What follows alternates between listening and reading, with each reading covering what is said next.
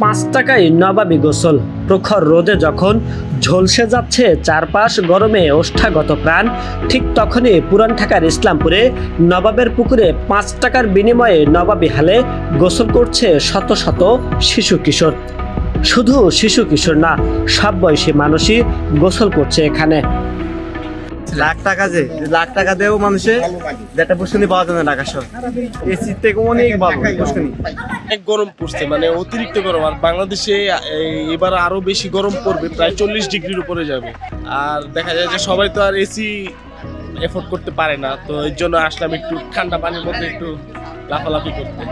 পুকুরের পাড় জুড়ে নারকেল, আম, নিম, কাঁঠাল ও চীনা খেজুরের গাছ থাকায় পুকুরের পানি অনেকটাই ঠান্ডা থাকে।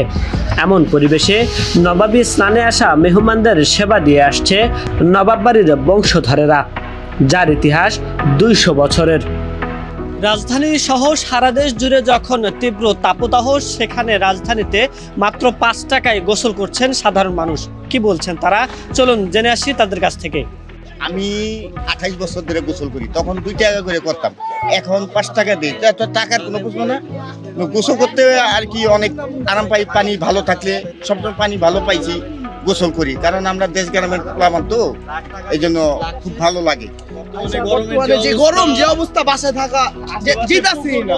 গোসল করতে আসা সাধারণ মানুষ জানান, এসির বাতাস খাওয়ার চেয়ে এখানে এসে গোসল করার আনন্দ বেশি। এজন্য এখানে এসে প্রতিদিনই গোসল করেন তারা। আবার অনেক শিশু কিশোর সাঁতারও শিখতে আসেন এখানে।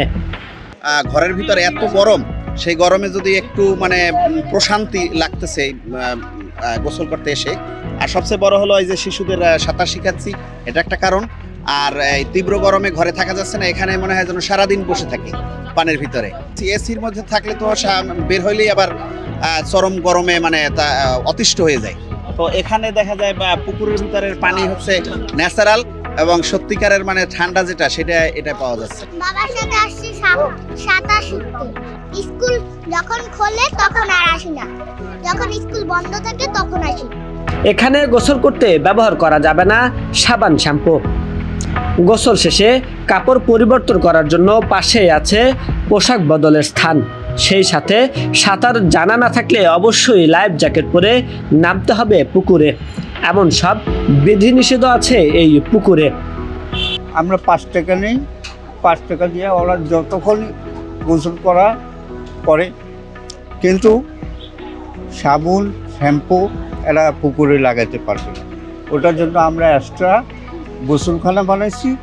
ওই গোসলখানা সাবুন লাগায় ব্যবহার করে তারপরে পুকুরে গোসল করতে পারে। এখানে লেবাররা বেশি থাকে, তারপরে মার্কেটগুলোর কর্মচারী আছে, এরা বেশিরভাগ গোসল করে। সাগারি বাজার আছে, এরা কেউ মারা গেলে আসে, কারো বিয়ে হলে আসে।